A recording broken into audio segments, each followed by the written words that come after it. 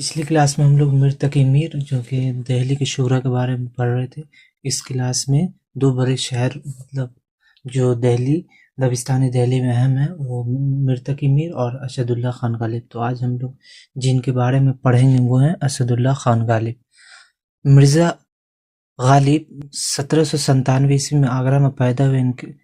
ان کا والد مرزا اسد اللہ خان تھا۔ ان کا نام مرزا اسد اللہ خان تھا۔ ابتدائی میں اپنا تخلص اسد رکھا مگر بعد میں غالب استعمال کرنے لگے۔ غالب کی عرفیت مرزا نوسہ قرار پائی۔ والد کا نام عبداللہ بیگ تھا۔ غالب کے سر سے بچپن میں والد کا سایہ اٹھ چکا تھا، اس لیے ان کے چچا مرزا نصر اللہ بیگ نے غالب کی پرورش کی، مگر غالب ابھی 8 سال کی عمر کو پہنچے تھے کہ ان کے چچا کا بھی انتقال ہو گیا۔ 1810 عیسوی میں 13 سال کی عمر میں غالب کی شادی امراؤ بیگم سے ہوئی۔ 1812 عیسوی میں آگرہ چھوڑ کر دہلی میں مستقل سکون اختیار کر لی۔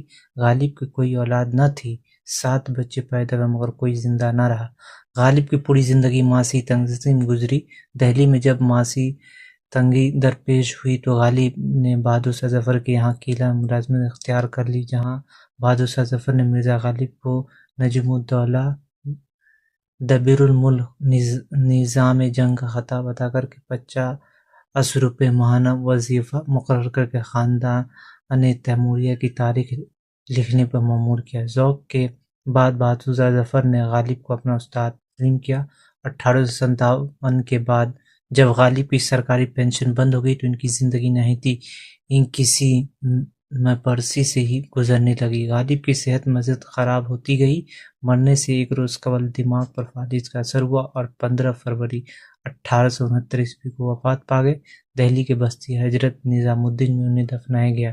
غالب نے اردو شاعری کو نئی بلندی تک پہنچانے نئے موضوعات شامل کیے، فلسفیانہ خیالات کو جگہ دی۔ غالب زندگی کا اچھا شعور رکھتے تھے۔ غالب نے زندگی کے حقائق اور نفسیات کو بڑی سادگی سے اپنی شاعری میں بیان کیا۔ وہ انسانی زندگی کی بنیاد معاملات و وسائل پر غور فکر کرتے تھے، پر ان کی غوطیوں کو سلجھا کر انسان کو اس کی عظمت کا احساس دلاتے تھے۔ غالب نے اردو اور فارسی دونوں میں شاعری کی، مگر ان کو دونوں شاعری کے سبب شہرت حاصل ہوئی۔ غالب تقلید کے قائل نہیں تھے، وہ اپنا راستہ خود بناتے تھے۔ انہوں نے اردو غزل میں نئے تجربے کر کے اس وسعت بخشی۔ بقول ڈاکٹر عبادت بریلوی، غالب کی برائی اس میں ہے کہ انہوں نے متنوع موضوعات کو غزل کے سانحے میں ڈھالا۔ غالب کی شاعری کئی حیثیت سے انفرادیت رکھتی ہے۔ ان کی شاعری میں طنز و ظرافت، رمز امادہ، نکتہ آفرینی، نادر تشبیہانہ استعارات اور تصوف کا ذکر بالخصوص پایا جاتا ہے۔ غالب کی غزل حسن خیالات، حسن معنی اور حسن بیان کا پرتور ہے۔ ان کی شاعری میں قول حلال کا استعمال ملتا ہے، یعنی ایسی بات جو بظاہر درست مفہوم نہ لگے مگر غور کرے تو درست ہو۔ ایک ہی شعر کے کئی معنی لکھتے ہیں۔ الطاف و نکتہ آفرینی بھی پائی جاتی ہے۔ خوبصورت تشبیہات و استعارات کا استعمال ملتا ہے۔ انسان زندگی بھی ان کی شاعری کا موضوع ہے۔ سیل میں چند منتخب اشعار پیش ہے۔ بس کا دشوارے ہر کام کا آساں ہونا، آدمی کو میسر نہیں انسان ہونا۔ بس کے دشوار ہے ہر کام کا آساں ہونا، آدمی کو میسر نہیں انسان ہونا۔ ہم کو معلوم ہے جنت کی حقیقت، لیکن دل کے خوش رکھنے کو غالب یہ خیال اچھا۔